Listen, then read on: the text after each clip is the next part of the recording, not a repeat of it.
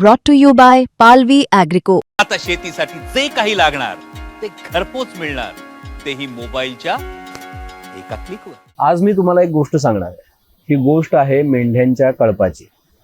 मेंढ्यांचा एक कळप थंडी वाऱ्याच्या दिवसामध्ये अन्नाच्या शोधामध्ये उत्तरेकडे चाललेला होता.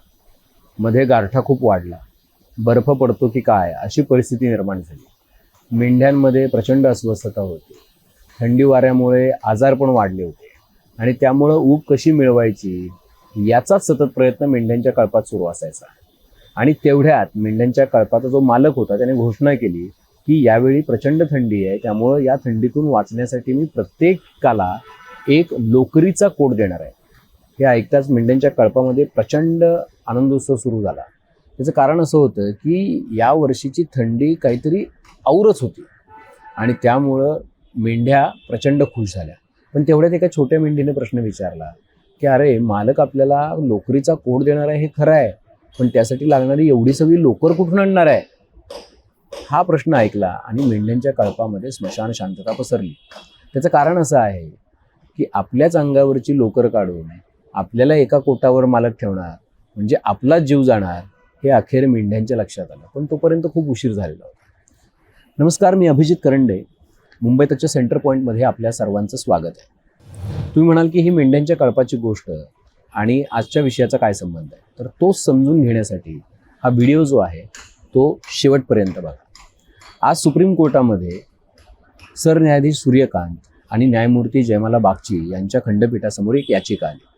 ही याचिका होती जनसुराज्य पक्षाचे नेते आणि बिहारमधल्या नव्या राजकारणाचे जनक जे आहेत ते प्रशांत किशोर यांची. आणि ती प्रशांत किशोर यांची याचिका ज्या वेळेला कोर्टासमोर आली त्यावेळेला कोर्टानं त्यांना झापलं. त्याचं कारण असं होतं की प्रशांत किशोर यांनी त्यांच्या याचिकेमध्ये आरोप केलेला होता की सत्ताधाऱ्यांनी बिहारच्या यावेळच्या निवडणुका जिंकण्यासाठी गैरमार्गांचा वापर केलेला आहे आणि त्यामुळं अशा पद्धतीने झालेली जी निवडणूक आहे ती रद्द झाली पाहिजे, फेरनिवडणुका झाल्या पाहिजे. हे ऐकताच मला असं वाटतं की सरन्यायाधीश सूर्यकांत आणि जयमाला बागची यांचा पारा चढला आणि त्यांनी काही प्रश्न विचारले. ते म्हणाले की तुम्हाला मतच किती मिळाली आहेत निवडणुकीमध्ये आणि तुम्हाला लोकांनी नाकारलेलं असताना तुम्ही न्यायालयीन प्लॅटफॉर्मचा वापर जो आहे तो केवळ तुम्हाला राजकीय फायदा मिळावा किंवा पॉप्युलॅरिटी मिळावी किंवा प्रसिद्धी मिळावी यासाठी करताय का? आता या शब्दामध्ये प्रशांत किशोर यांची शाब्दिक वरात निघाल्यानंतर काय झालं असेल तुम्ही विचार करा. प्रशांत किशोर यांच्यासाठी सिनियर काउन्सिल CU सिंग कोर्टामध्ये बाजू मांडली होती. पण मुद्दा असा आहे की प्रशांत किशोर यांना इतक्या वाईट शब्दात जे झापलं कोर्टानं तर त्यांची याचिकेत होतं तरी काय असं? तर बघा, त्यांनी मुख्यमंत्री महिला रोजगार योजनेअंतर्गत ज्या पद्धतीनं महिलांच्या खात्यात थेट पैसे ट्रान्सफर करण्यात आले ते मॉडेल कोड ऑफ कंडक्ट अर्थात आदर्श आचारसंहितेचा भंग करणारा आहे असा दावा याचिकेमध्ये केला होता. इतकंच नाही तर रिप्रेझेंटेशन ऑफ पीपल्स ॲक्ट 1951 च्या कलम 324च्या आर्टिकल 123चाही भंग करणारा आहे असंही त्यांचं म्हणणं होतं. आता मुख्यमंत्री महिला रोजगार योजना काय आहे, तर ती योजना तुम्हाला कल्पना आहे की 29 ऑगस्ट 2025ला म्हणजे बिहारच्या निवडणुका होण्याच्या अवघ्या 2-3 महिने आधीच ही योजना जी आहे ती बिहारमध्ये लॉन्च करण्यात आली. बिहार सरकारनं महिलांना रोजगार देण्यासाठी किंवा रोजगार सुरू करण्यासाठीचा हा एक उपक्रम राबवला आणि तो मुख्यतः जीविका दीदींसाठी होता. आता जीविका दीदी म्हणजे ज्या स्वयंसहाय्यता बचत गट असतात किंवा गट असतात तर त्यामध्ये या जीविका दीदी काम करत असतात. या ज्याद्वारे जीविका दीदी स्वयंरोजगार जे आहे त्याचं उद्दिष्ट साध्य करण्याचा त्यांचा प्रयत्न असतो. त्याशिवाय सामाजिक सशक्तीकरण असेल किंवा साक्षरतेसाठी सुद्धा जीविका दीदी काम करतात. आता या सगळ्या जीविका दीदींना रोजगार निर्मितीसाठी प्राथमिक आर्थिक सहाय्य म्हणून सरकारनं 10,000 रुपये थेट त्यांच्या अकाउंटवरती ट्रान्सफर केले आणि तेही निवडणुकीच्या काही दिवस आधी म्हणजे मतदानाच्या काही दिवस आधी जवळपास 1.5 कोटी महिलांच्या अकाउंटमध्ये थेट 10,000 रुपये जमा झाले. अर्थात याच्यावरती जवळपास 15,000 करोड रुपयांचा बोजा जो आहे तो सरकारी तिजोरीवरती पडला. विशेष म्हणजे या वन टाईम ट्रान्सफर नंतर सुरू केलेल्या स्वयंरोजगाराचं असेसमेंट जे आहे ते राज्य सरकार करणार आहे आणि त्यानंतर एखाद्या जीविका दीदीनं उभा केलेला उद्योग जो आहे तो सस्टेनेबल आहे असं वाटलं तर तो वाढवण्यासाठी 2 लाखाचं अर्थसहाय्य अर्थात कर्ज स्वरूपात ते बिहार सरकार त्या महिलांना देणार आहे. आता त्यासाठी एकच क्रायटेरिया आहे. काय क्रायटेरिया होता त्यासाठी, तर जीविका दिदी जे आहेत त्यांचे पती जे आहेत ते टॅक्सपेअर नसले पाहिजेत आणि ते सरकारी नोकरीत असले नाही पाहिजे. आता सरकारनं अशा पद्धतीनं पैसे थेट महिलांच्या खात्यात ट्रान्सफर केल्यानं लेवल प्लेईंग फील्ड जे आहे ते राहिलं नाही असं प्रशांत किशोर यांचं म्हणणं आहे. म्हणजे की लढण्यासाठी जे समान मैदान असायला पाहिजे, समानता असायला पाहिजे, ती समानता हरवून गेली. एका प्रकारे सरकारनं 10,000 रुपये ट्रान्सफर केल्यामुळं तो दबाव जो आहे तो दबाव मतदारांवरती, महिला मतदारांवरती निर्माण झाला. एका प्रकारचं प्रलोभन निर्माण झालं आणि त्यामुळे लेवल प्लेईंग फील्ड राहिलं नाही असं त्यांचं म्हणणं होतं. महिलांना एका प्रकारचं प्रलोभन आणि थेट अकाउंटमध्ये पैसे दिल्याचा परिणाम निवडणुकीवर झाल्याचा दावा जो आहे तो प्रशांत किशोर यांच्या याचिकेमध्ये करण्यात आलेला होता. विशेष म्हणजे निवडणुका जाहीर झाल्यानंतर, म्हणजे निवडणूक आयोगानं निवडणुका जाहीर केल्यानंतर 25 ते 30 लाख जीविका दिदींचं एनरोलमेंट केलं सरकारनं नव्यानं, असंही त्यांचा आरोप आहे. अर्थात हे सगळे प्रशांत किशोर यांचे दावे आहेत, सीयू सिंग यांनी कोर्टात मांडलेले आहेत. पण कोर्टानं म्हटलंय की निवडणुकीआधी अशा ज्या फ्रीबीज आहेत, आता हे सगळं त्यांच्या वकिलानं मांडलं, पण मांडल्यानंतर कोर्टानं त्याच्यावरती निर्णय देताना काय सांगितलं? निर्णय देताना त्यांनी एकतर तुम्हाला जर एवढाच त्याची आच होती तर तुम्ही हायकोर्टात, पटना हायकोर्टात आधी काय केलं नाही हा प्रश्न त्यांनी विचारला. त्याशिवाय दुसरा प्रश्न जो त्यांनी विचारला तो हा की आम्ही अशा फ्रीबीजच्या ज्या योजना असतात आणि ती जी आमिषं असतात, जी फुकटची असतात, ते आम्ही सिरियसलीच घेतो, पण आम्हाला त्याच्या लॉजिकपर्यंत पण जायचं आहे. पण ज्यांनीच आत्ताच निवडणुका गमावल्यात अशा राजकीय पक्षांना स्कोअर सेटल करण्याची संधी देण्याचा आमचा कुठलाही मनोदय नाही. किंबहुना त्याचं जे बोनाफाईड आहे, म्हणजे प्रमाण जे आहे त्याचं, म्हणजे कोण करतंय ते सुद्धा बघावं लागणार आहे. त्यामुळे एखाद्या स्पिरिटेड पर्सननं, म्हणजे एखाद्या सामाजिक कार्यकर्त्यानं किंवा एखाद्या नागरिकानं, जबाबदार नागरिकानं जर त्याबद्दलचे कोर्टामध्ये दावे केले किंवा त्याबद्दलची याचिका केली तर मग त्याचा विचार वेगळ्या पद्धतीनं होऊ शकतो. आता मुद्दा असा आहे की हे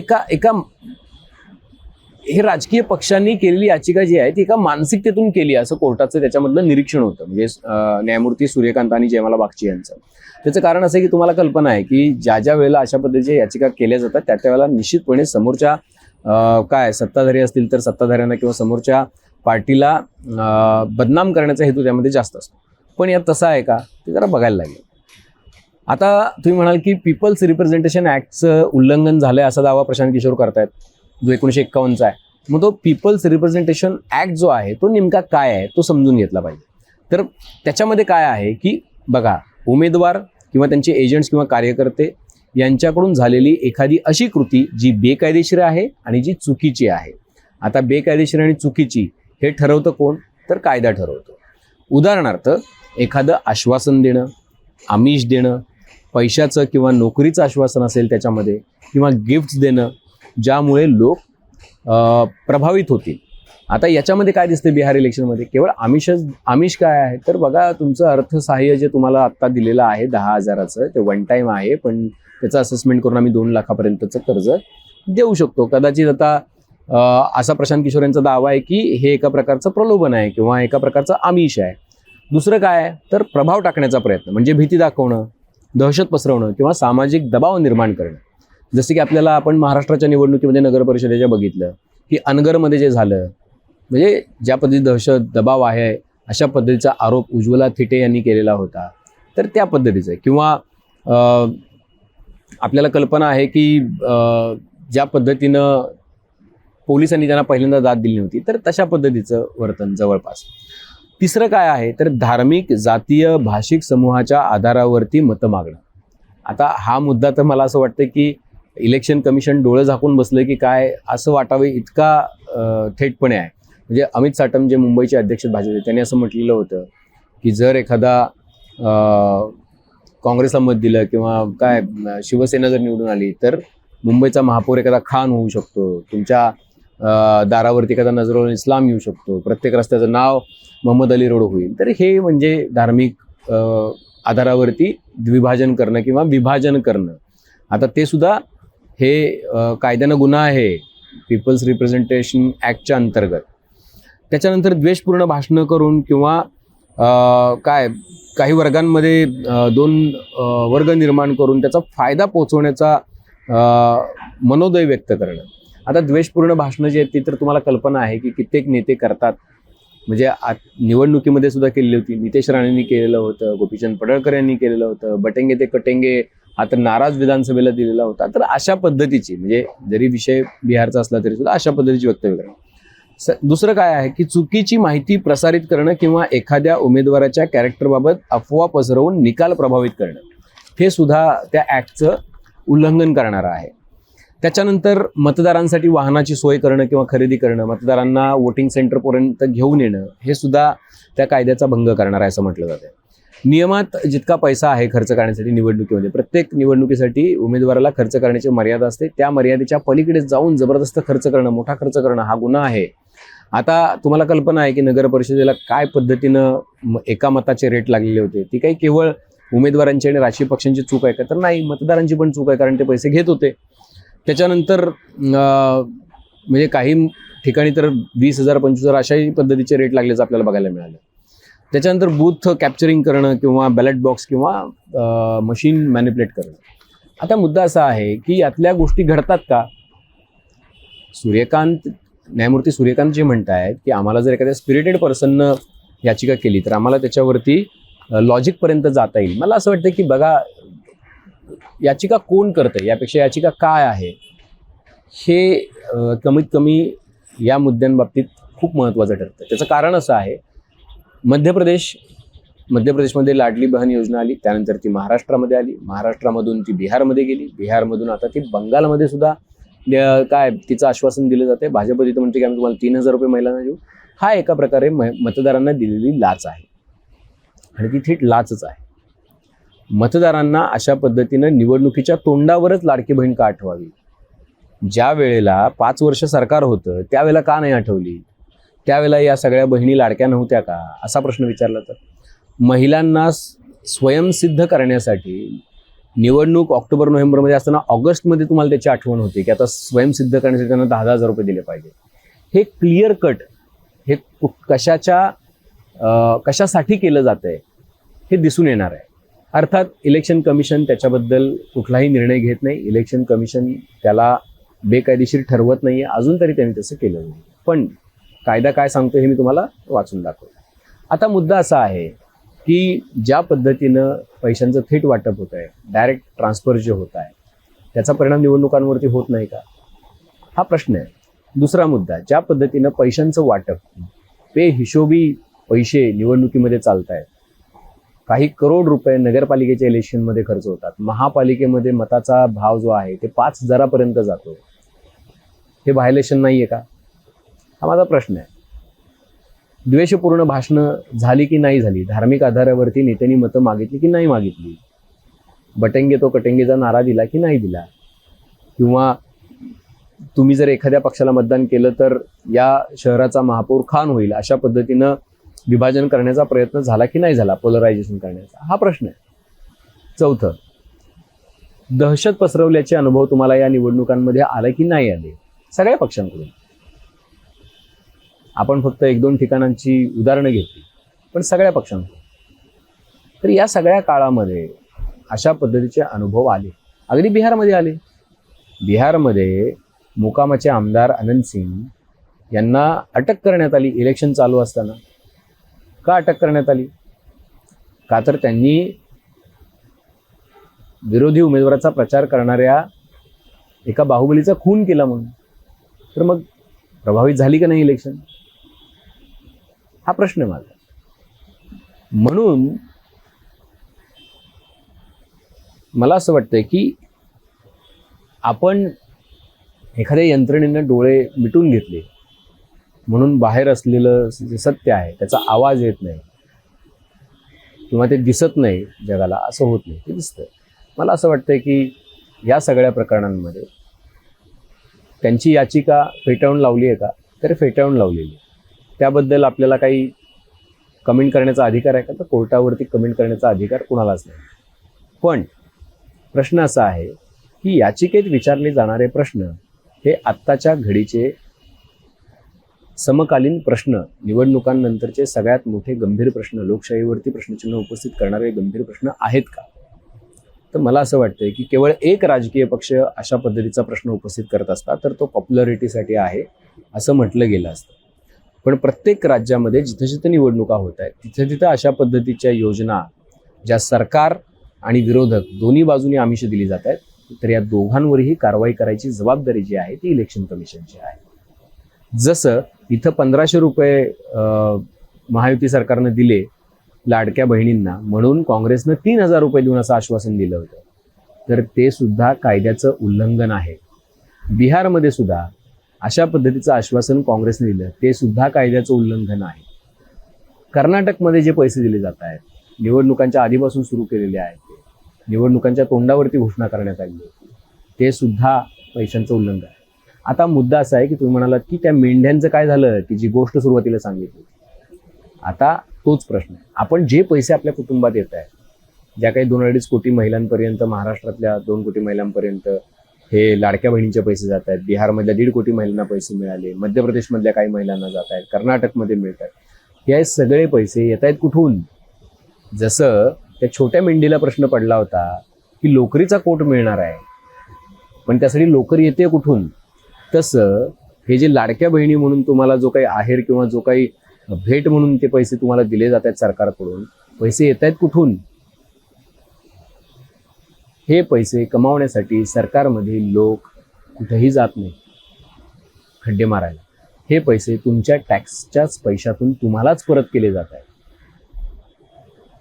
तुमच्याकडून जो टॅक्स वसूल केला जातो तोच पैसा परत तुम्हाला दिला जातो आणि त्या बदल्यात